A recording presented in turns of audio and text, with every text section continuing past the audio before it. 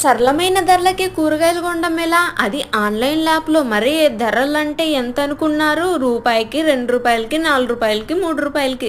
మీరిక్కడ స్క్రీన్ పైన చూస్తున్నా నేనేమేమి యాడ్ చేశానో. బీట్రూట్ చూసారా? హాఫ్ కేజీ రూ. 4 సోరకాయ ఏమో రూ. 5.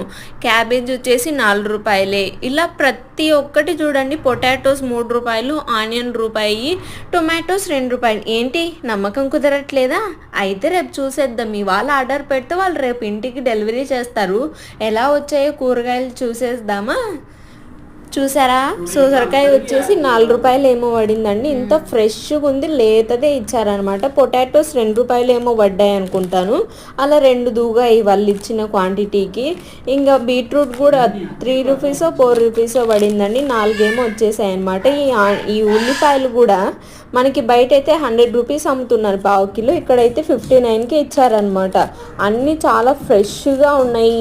ఆనియన్స్ అయితే రూపీకి వచ్చాయండి. రూపీకి అవన్నీ వచ్చాయన్నమాట.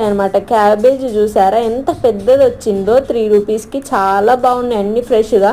ఇంతకీ ఏ యాప్ అనుకుంటున్నారు? కిసాన్ కనెక్ట్ అనమాట. మీ ఏరియాలో ఏదైనా అవైలబుల్ ఉంటే ఒకసారి ఆర్డర్ చేసి చెక్ చేయండి, చాలా బాగుంటుంది.